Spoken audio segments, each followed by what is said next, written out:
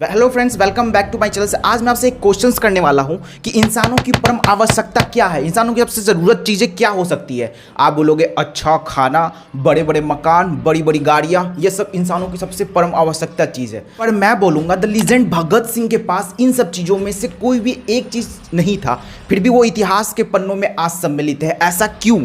और हम सब इन सब चीज़ों के पीछे क्यों भागते हैं? स्वामी विवेकानंद हमेशा बोलते थे, जब इस धरती पर आए हो तो कुछ अच्छे कर्म करके जाओ, वरना पेड़ पत्थर पौधे भी तो पैदा होते हैं नष्ट होने के लिए। कितने ही इंडस्ट्रियल बिजनेसमैन इस धरती पर आए और चले गए पैसे कमाकर, पर वो आज भी इतिहास के पन्नों में सम्मिलित नहीं है जैसे द लीजेंड भगत सिंह है। पर ऐसा क्यों, आपने कभी सोचा है? क्योंकि इंसानों ने जीने का तरीका बदल दिया है, इंसानों की सोच बदल गई है, उनकी ज़रूरत बदल गई है।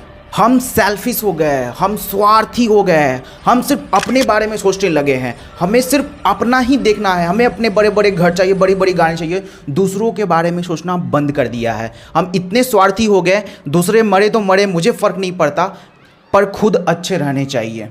हमें सिर्फ खुद का विकास चाहिए, दूसरों का विकास नहीं। हमारा मूल मंत्र यह है ही नहीं कि हमारा विकास और सबका विकास हो। हम इतने स्वार्थी हो गए हैं, इसकी वजह से हम इतिहास के पन्नों में सम्मिलित नहीं हो पाते हैं। बल्कि द लीजेंड भगत सिंह की कभी सोच ऐसी थी ही नहीं। यदि ऐसी सोच होती तो आज हमारा देश आज़ाद भी नहीं हो पाता और ना ही वह इतिहास के पन्नों में सम्मिलित हो पाते। हर एक इंडस्ट्रियल बिजनेस में इस धरती पर आते हैं और खुद का सोच करके, खुद का प्रॉफिट देख करके चले जाते हैं। हम इंसानों ने किया क्या? प्रकृति हमारे साथ कभी भेदभाव नहीं करती, वो हमारे खाने की चीज़ों में कभी भी फर्टिलाइजर और केमिकल्स नहीं मिलाती। पर हम इंसानों ने किया क्या? हम इंसानों ने कुछ पैसों की प्रॉफिट्स के लिए, कुछ मुनाफे के लिए हमने केमिकल्स मिलाए ताकि लोग मरे तो मरे, अपना पैकेट भरना चाहिए। कि हमने गायों को भी नहीं छोड़ा। गाय हमारी माता है जिसे हम दूध पीते हैं।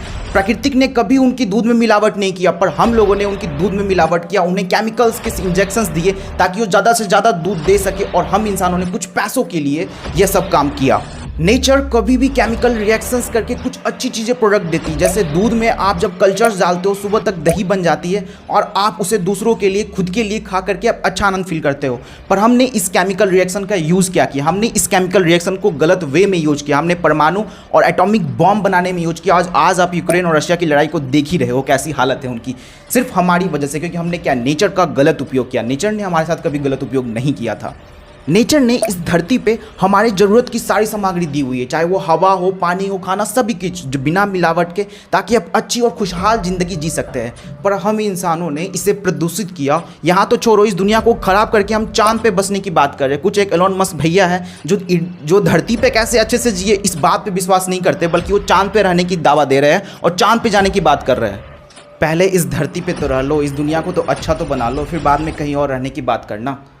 हम इतने स्वार्थी और सेल्फिश होते हैं, हम पैसों के लिए, लोगों को दिखाने के लिए, फेमसिटी पाने के लिए हम कुछ भी कर सकते हैं। और ऐसे लोग दुनिया में आते हैं और जाते हैं। कभी भी कोई इतिहास के पन्नों में एक अच्छे दिल के, जिस तरह हम mother Teresa, legend Bhagat Singh और कई जैसे महापुरुष हैं, डॉक्टर राजेंद्र प्रसाद, उनको दिल से याद करते हैं और उनके बारे में सोच करके अच्छा फील करते हैं। वो एक बिजनेसमैन और इंडस्ट्रीज़ के बारे में कभी हम ऐसा नहीं फॉलो कर सकते हैं। हम फॉलो करें, हम अपने, अब मैं आपको मना नहीं कर रहा हूँ कि आप एक इंडस्ट्रियल बिजनेस को फॉलो ना करें, पर एक अच्छी इंडस्ट्रीज, आपको किसी इंडस्ट्रीज को फॉलो करना है तो रतन टाटा को फॉलो कीजिए, वो ज़िंदगी के अच्छे हैं। आप ऐसे लोगों को मत फॉलो कीजिए कि जिसके जो पैसों के लिए कुछ भी करते हैं। हमारा जीवन में कभी यह उद्देश्य था ही नहीं कि खुद का विकास, खुद का सोच, खुद का पैसा भरना चाहिए। मेरा विकास और हम सबका विकास, ये हमारा मूल मंत्र होना चाहिए। हमारा भारत पूरे विश्व को सहनशीलता की पाठ सिखा सकता है। आज के लिए इतना ही। Thank you. Keep smiling, keep motivations.